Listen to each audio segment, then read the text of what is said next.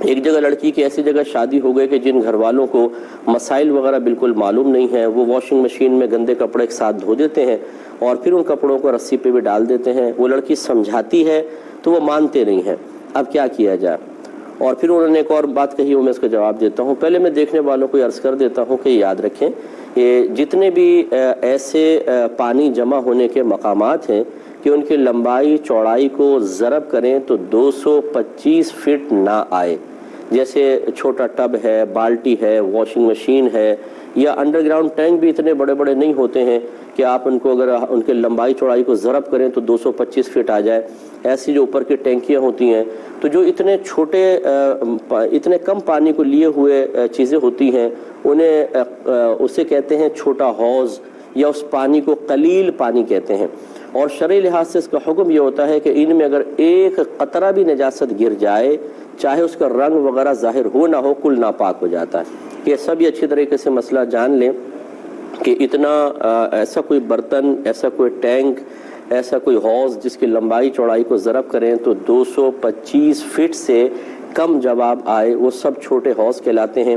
وہ پانی قلیل پانی، تھوڑا پانی کہلاتا ہے، اور شرعی لحاظ سے اگر اس میں ایک قطرہ بھی نجاست گر جائے تو چاہے نجاست کا رنگ یا اس کی اسمیل وغیرہ ظاہر ہو نہ ہو، یہ کل پانی ناپاک ہو جاتا ہے۔ لہذا واشنگ مشین میں جیسے ہی ناپاک کپڑے ڈالے جاتے ہیں، جیسے ہی ان کپڑوں کی ناپاکی کا اتصال پانی کے ساتھ ہوتا ہے، کل پانی ناپاک ہو جاتا ہے۔ پھر آپ اسے جتنا مرضی گھماتے رہیں، گویا کہ وہ ناپاک پانی اس کے باہر ہر تار میں، ہر دھاگے میں گھس جاتا ہے، اور پھر ہمارے یہاں ایسی ہوتا ہے کہ ان کپڑوں کو نکال کر پھر ٹب سے اس کے جھاگ کو ختم کرنے، ٹب کے پانی سے جھاگ کو ختم کرنے کی کوشش کی جاتی ہے، اور جیسے یہ ناپاک کپڑا ٹب کے پانی سے متصل ہوتا ہے وہ بھی سارا ناپاک ہو جاتا ہے۔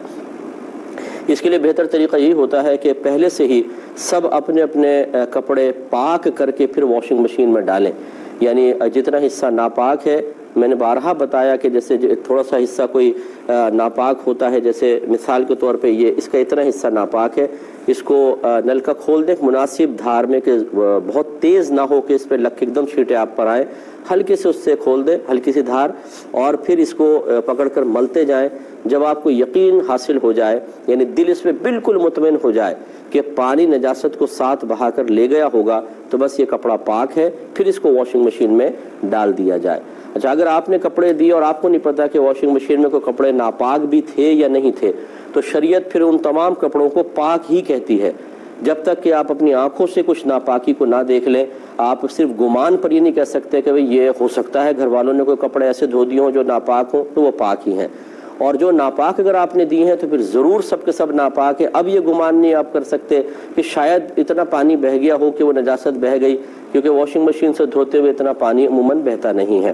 ہاں، یہ بھی میں نے آپ کو بتایا تھا کہ اگر بالفرض کپڑے دھل گئے پاک اور ناپاک ایک ساتھ، اب آپ کو پتہ ہے یہ سارے کپڑے ناپاک ہیں، تو ان کو ایک دفعہ بالٹی سسٹم سے پاک کر لیں۔ اس کا طریقہ یہ ہے کہ آپ ان میں سے 2-3 کپڑے لے کر، جیسے 1-2 جوڑے لے کر بالٹی میں ڈال لیں، نل کا کھول دیں۔ جب یہ اوپر پورا بھر جائے تو ہلکے سے ہاتھ سے کپڑے کو پانی کی سطح سے نیچے رکھیں، اوپر نہیں ہونا چاہیے، کوئی کپڑا پانی کے اندر ہو، اور اب یہ جب بھر گیا تھوڑا سا اس کو بہنے دیں، اور اس کی کوئی مقدار نہیں ہے کہ 1 ہاتھ یا 2 ہاتھ، بس تھوڑا سا بہنے دیں، یہ تمام کپڑے پاک ہو جائیں گے۔ تو اپنی گھر کی ماسیوں کو یہ طریقہ بتا دیجئے کہ تمام کپڑے واش کرنے کے بعد ایک دفعہ بالٹی سسٹم سے اس طرح نکال لیں، جیسے اب یہ پانی بہا نا تو یہ کپڑے پاک، اس کو نکال لیں، اب جتنا بالٹی میں بچا وہ بھی پاک ہے، اسی میں دوسرے کپڑے ڈالیں، پھر اس کو بھریں، تھوڑا سا بہائیں، یہ پاک ہوگا۔ اسی طریقے سے سارے کپڑوں کو ایک دفعہ نکال لیا کریں تو وسوسہ نہیں آئے گا۔ اچھی طرح یاد رکھیں، اب بالفرض اگر ناپاک کپڑے تھے اور ان کو پاک نہیں کیا گیا، اسی طریقے سے مطلب ہٹ دھرمی کا مظاہرہ کر کے ان کو بس نچوڑ نچاڑ کے وہ رسی کے اوپر ڈال دیے، تو یقینی سی بات ہے وہ جب کپڑے ناپاک ہیں تو رسی بھی ناپاک ہوگی۔ اور پھر اگر اب اس میں بالفرض ایک تو یہ ہوتا ہے کہ دھوپ پڑی بہت زیادہ، وہ اڑ گیا سارا پانی، ختم ہو گیا، یعنی اس میں نجاست کا بالکل اثر نہ رہا، اگرچہ شرعی لحاظ سے اس کو رسی کو ناپاک ہی کہیں گے،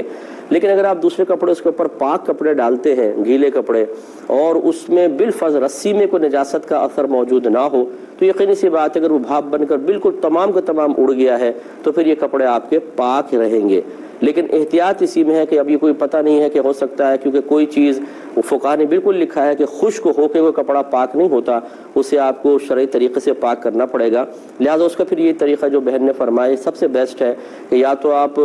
جو نائلون کی رسی ہوتی ہے وہ لگائیں، یا جیسے یہ الیکٹرک کا تار ہوتا ہے ٹیلی فون وغیرہ کا جس پہ کوٹنگ ہوتی ہے، اور اگر آپ اس پہ مطلب گیلا کپڑا ایک سرے سے دوسرے سرے تک لے جائیں، ایک دفعہ پھر 2 دفعہ پھر 3 دفعہ، تو اگر بالفرض اس پہ کچھ ناپاکی بھی ہو تو شرعی لحاظ سے وہ بالکل پاک ہوگا، اس کو